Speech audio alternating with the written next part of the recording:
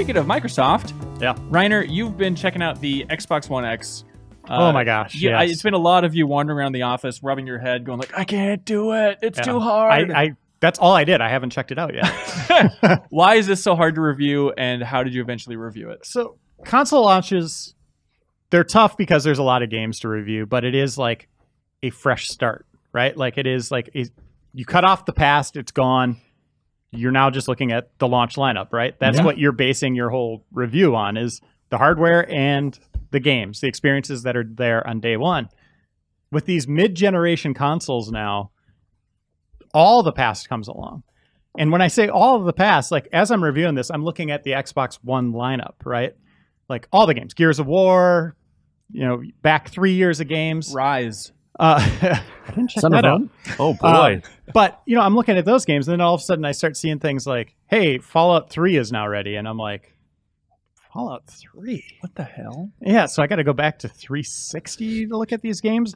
And Do a you lot have of times, to? Are you just curious? Do you have to check out every one, or you just want to get like a wide swath? No, I of think things you to need. check out? Yeah, I think you need to have that wide swath of just here's what it does for this generation. Here's what it does for the earlier games. Here's what it does for new releases. Yeah. And again, like with a new console launch, it's pretty apparent what you're getting, right? Like it's like, oh, this is a new generation. Like it is a significant boost. As powerful as this game is, you are pulling along mostly the past, right? So these games already exist and they're just being enhanced for the new console. So you're kind of trying to compare, like looking like two pictures, like which one's different, like playing that game like Again and again and again. yeah, over and over and over. And they might be different in different ways. So it's not an across the board thing. Not every game is 60 frames. Not every game's 4K. There could be increased loading times, like some games might have uncapped frame rates, what happens to those, so it's a mess of testing and having multiple systems set up, stopwatches, for the load times. Oh man. Yeah, it was super tough. It was harder than I thought it was going to be. I walked in on you while you were testing it out. You had a PS4, what was it? A PS4, a PS4 Pro, Xbox One S, and an Xbox One X. And you're like, you had a stopwatch set up. You're testing load times, and you're like, Shay, come here. Can you please play the opening of Assassin's Creed Origins for me? I cannot do it again. I've done it 3 times already. I was testing like fast travel points then. So I had to get through the beginning of Assassin's Creed Origins 4 times. And I at that point I was just like, I just can't do it. It's too much, man. After all that testing, what's the conclusion? It is an awesome machine that is too focused on the past right now. And a lot of that has to just do with Microsoft really dropping the ball this year on first-party support, right? Yeah. Like the developer that makes this system, or the company that makes this system, you want them to let you give a good test drive. Like, show me what this thing's capable of out of the gate. Yes, launch lineups always get a lot of flack for maybe not having the best games, but you get an inclination of what that system's going to represent. Yeah. This one, it's just like 90% of the games I played were already released, right? Like more than that, 95, 96%. Only some of the third parties were really like kind of like new, but again, they're cross-platform. So they are, again, just kind of throwing that patch on top of it. So Forza was like the one premier game that was like, okay, this maybe is the showpiece, but it looks great on there, 60 frames a second, 4K, native 4K. But that series has always looked great. Racing games today, mostly, you look at them and you're like, wow, that's stunning. Yeah. This is a little bit more stunning. But so there really wasn't that game that really stood out. That was like, I felt like I was really giving it a good test drive. Yeah. For the sake of argument, does anybody remember what PS4 Pro launched with? I don't think they had that game either, right? They had like patches for Uncharted 4. Well, there was Horizon Zero Dawn. But that was also just later. Yeah. Uncharted 4 was like the big thing that everybody was excited for. But that was still just like an update that it was already out. A few months old, yeah. Yeah. But that's the thing with these kind of mid-generation things. Yeah. And the thing with PS4 Pro is they had a decent amount of support at launch, but that's kind of really tapered off, right? You're not seeing a lot of experiences outside of first party that are really taking advantage of this thing. Xbox One X, developers are super excited. Over 130 games, coming here soon or out now.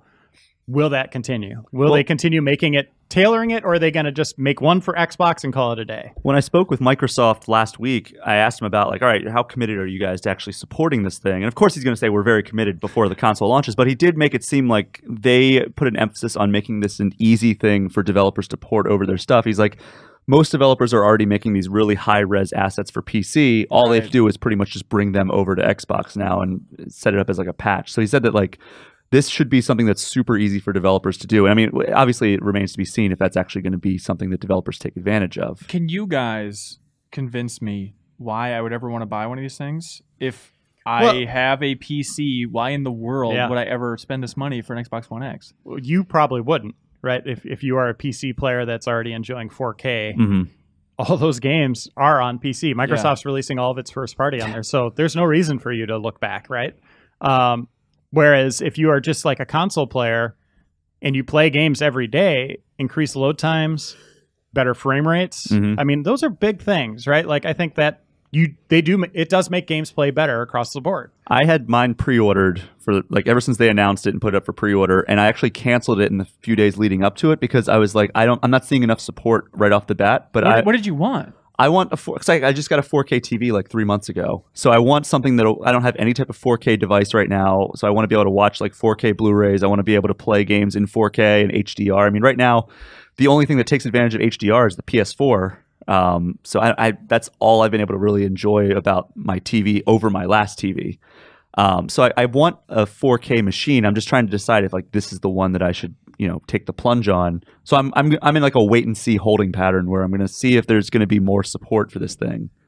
Other than patching in stuff, like if it's a matter of, hey, Crackdown 3 is playable in 4K, I don't know what would cross over that threshold. I feel like everyone has a rough idea of, like, if you want to play it in 4K, I guess you can get Well, I just don't know if, like, third-party developers are going to keep supporting it, Like, Microsoft says it's super easy, but are developers going to look at it and say, hey, this is worth our effort to bring this over? They say it's super easy, but it is still development time. Exactly. With a team, right? Like, Rise of the Tomb Raider, an old Tomb Raider game, is a perfect example where it gives you a bunch of different modes that you can switch between, like native 4K at 30 frames or 60 frames per second, with, fluctuating resolution at times. Like, that stuff's awesome. Like, if that is consistent, that's a good reason to get this machine because, man, playing games at 60 frames, fantastic, right? So you can get that bump. What's that? You've already seen that as a PC player. 60 frames per second. Right, familiar. By the way, Monster Hunter World, real quick, also has options for if you want to prioritize frame rate or resolution. But yes, for X, or is that just? We were playing on a PS4 and it had it. I thought it was PS4 Pro, though. I don't know if it was a Pro. Do you remember? They came and visited us and they were using Pros, and that's when they had that setting. Okay. Yeah, that's right. It was a triple stack. But yeah, sure. If there's options that'll bump it up to 60 frames per second, that's great. It's big, but I mean, you're not getting new experiences. That's the thing. It is just an Xbox One. At its core, it is another part of that family. But if you have not gotten an Xbox at this point, it's a good place to jump in, though. I think because it's the same price as it was at launch, right? Yeah, $500, whereas Xboxes are now what? Xbox One S's, I think, are 200? Getting around 200 at this point on sale. Really? I think the Black Friday ads that have leaked are like the 500 gig Xbox One S is like $190. That's crazy. Yeah, and that's speaking of gigs. That is the biggest misstep of this Xbox One X is only 1 terabyte in it.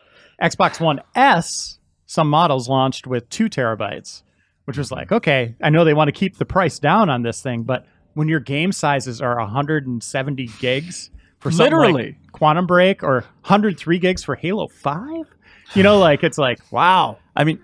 And I asked Microsoft about that as well, and they pretty much just said, the average consumer isn't going to have, 300 games in their library like we do because of like the industry. But if you have 12, you fill up the hard drive. I agree. 100%.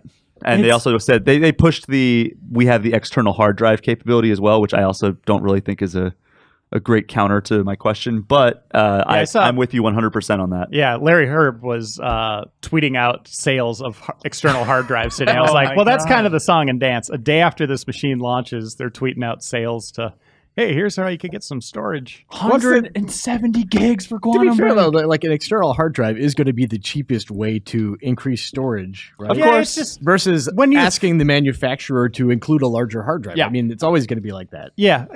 But when it's on your mind, the second you buy your system and you download your first game and you kind of see the percentage that's left, you know, like I think that's a problem with Switch right now too, is like LA Noire. Well, I have to buy another little thing to play this. You game? cannot Like, download LA Noire on your Switch because it does not fit.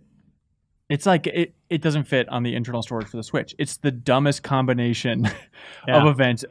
98% on Nintendo for such a small Isn't thing. NBA 2K18 also kind of Is a that similar right? story? Okay, I don't know. yeah, I think it's you need around the micro that. SD. Jesus Christ. It's just storage That is was- not keeping up. It's so absurd. That was in like the first few months of the system existing too.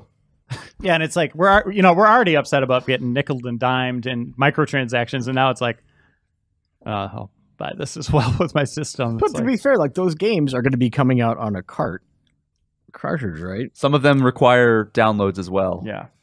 In addition, but if you buy it physically, then Yeah, in theory, It lessens the it load on lessens them. the impact, but also take up a gigantic portion of that hard drive, which is just insanity. So Xbox One X, it works. It's powerful. it's a hell of a machine that doesn't really give you a good idea of exactly how much is there with the launch lineup. It's one that But I will when you do probably see own. it, like games running in native 4K, it's like, wow, that looks great on a 4K display. Thank you so much for watching this excerpt from the Game Informer Show podcast. You can subscribe to the audio version and listen to new episodes airing every Thursday. We cover big games on the horizon, games that we've just reviewed. We have long-form developer interviews, a lot of fun stuff. So check it out every Thursday.